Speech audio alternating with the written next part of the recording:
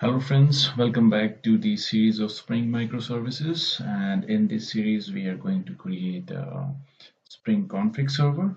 As you already know that we need to keep our configuration separately checked in, and so that at runtime we can fetch the updated property files for the application as I have mentioned in my previous video. So for this example I'm going to use GitHub. You can use any versioning control tool like SVN, GitHub, or any other, or you can use the file system as well. But I will not recommend that because in the end, when you will do the real-time application programming, you have to have use any of the versioning control tools. And as you know that GitHub is the most prominent one in the market. So I'm using that one, and you might be getting the same one. Okay, so I have a Spring microservices repository and I have two properties files. Before proceeding further, I just want to give you some conventions that we follow when we do the configurations. First of all, this my site is it's a name of the client who is going to fetch it. Okay, so there might be 10 clients for this config server who will fetch their own configuration file. So they mention that which client they are, so that you can provide him or it's not him to provide the configuration to that application. Okay, so inside this one, my site properties, I have three properties: name, YouTube, and I like something. Okay, so let's proceed. We will create a Spring server. I have just selected my group ID, artifact A, and then I have the config server just to make this example a bit fast. So just click generate project. I'm just copying it to the my required folder, extracting it. So I am putting here, removing zip file, just running the maven command, install, sorry.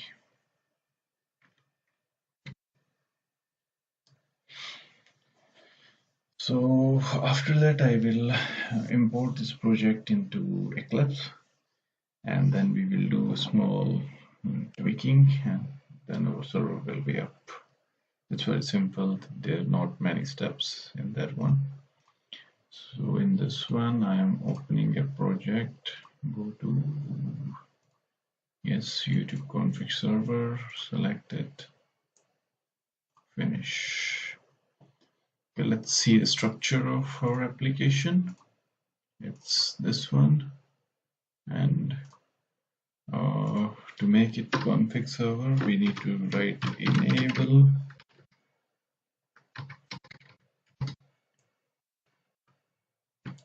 config server.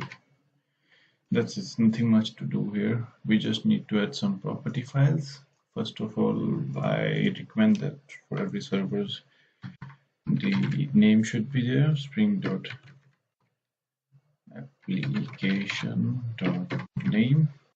You can use YAML as well, which is very popular this time. Everybody is using it.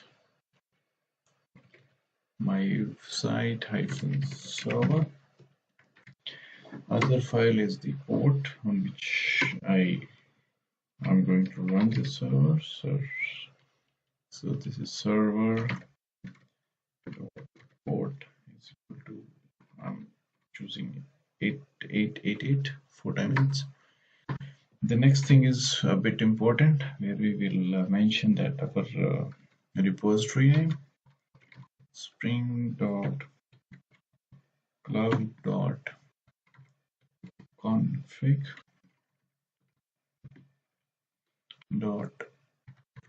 server.git URI.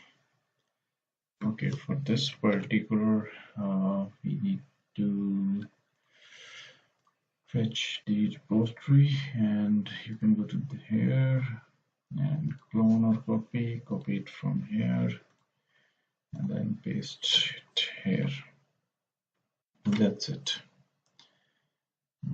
I don't think we need to mention anything else. I'm just going to show you the POM file a bit, like saying config server started, not much. That's everything is fine. Let's run this application.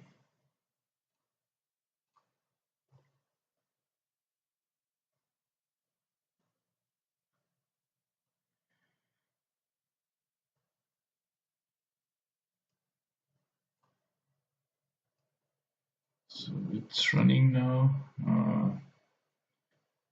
So let's verify it. So for verification, you can use the browser, but I would recommend that you should use Postman.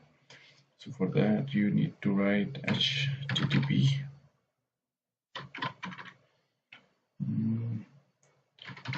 local host. Sorry, I'll modify it later. 8888 slash my site. My site is for the client, and default is for the default property files. It's localhost. Enter it. It's loading from the server. Okay, now you can see that from the property files, it's my site.properties. You can compare it with the Postman output that we are getting it from here, name, and like this. Now if we want to fetch the property file of another profile, which is production, I think so. Yes, it's underscore production. Yeah, it's production. So here, instead of default, you can mention production. Click it, and now you will see that it's having both production and default. As if you have knowledge about properties files, what happens that normally your the default properties are fetched from the server, and these properties are going to overwrite these files. So if you have some extra properties, then it will be there as it is. So that's all for the config server. In the next video, we will be going to create the config client, and we will interact with each other. And then in the upcoming video, we will create the refresh technology, that if there is any property updated in Git, so it should be available to client as soon as possible without manual intervention. Thank you. Please subscribe my channel.